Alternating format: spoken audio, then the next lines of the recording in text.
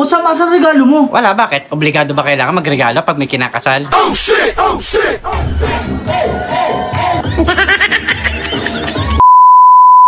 Isang araw lalabas nga pala ako ng bahay. Bibili kasi ako ng panregalo sa kasal. So paano guys? Tara!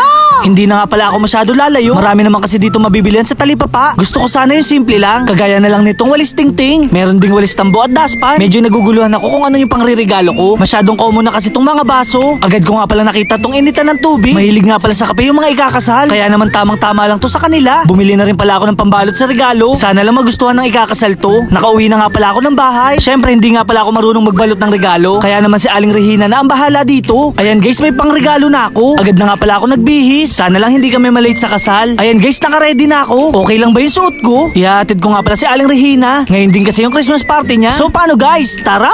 Syempre hindi nga pala ako nag-iisa. Dadaanan ko nga pala ang buong Team Dugyot. Naka-ready na nga pala si Boy Skincare. Ganon din si Ichang Bunggan. Si Boy Skincare naka-ready na ang regalo. Kaso yung gift wrapper niya pang birthday. Nakita ko rin yung ireregalo ni Ichang Bunggan. Parang pang mayaman. Pinakita din pala ni Kuya Dugs yung regalo niya. Lahat kami may regalo, hindi ko lang alam si Boy Ubo. O saan regalo mo? Wala, bakit? Obligado ba kailangan magregalo pag may kinakasal?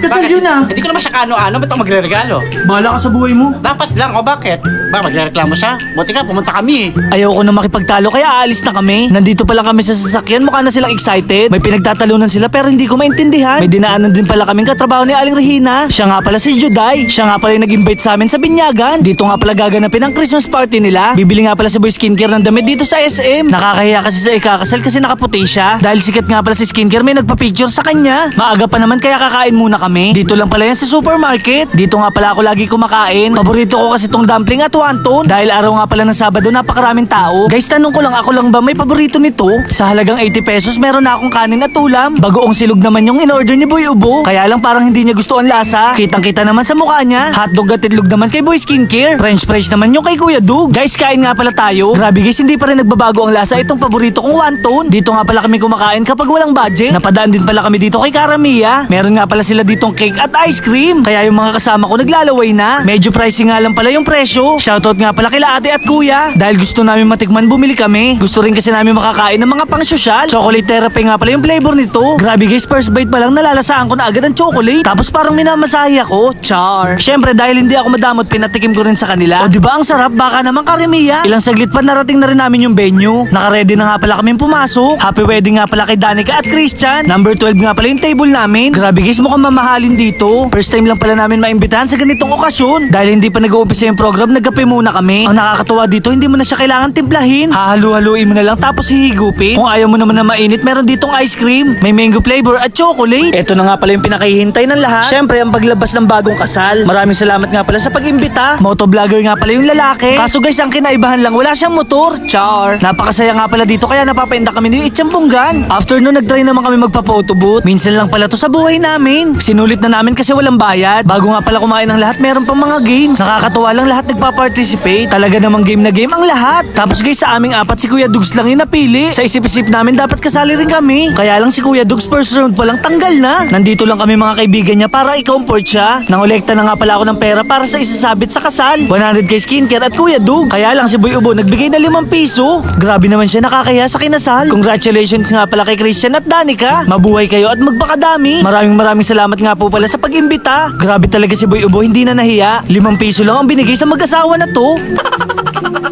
At syempre, kailangan din namin pala magpa-picture para naman may remembrance kami. Big shoutout nga pala kay Elmer. At syempre, hindi nga pala tumawawala. Magpo-food trip na naman si Boy Macho Nuri. Pagdating talaga sa Chibugan, wala akong inuurungan. Mahirap kasi tinatanggihan ang grasya. Kaya naman guys, food trip na naman ang Team Dugyot. So paano guys, kain nga pala tayo. Napakarami nga pala nangyari sa kasal na to. Kaya naman nagutom ako ng husto. Grabe guys, napakasarap ng mga pagkain. Nakahabol nga pala si Aling Regina. Binigay ko na nga pala yung regalo ko kay Chanda Rider. Maraming salamat nga pala sa nag-imbita. So paano guys, hanggang dito na lang. Maraming salamat sa panonood. Paalam! Yeah!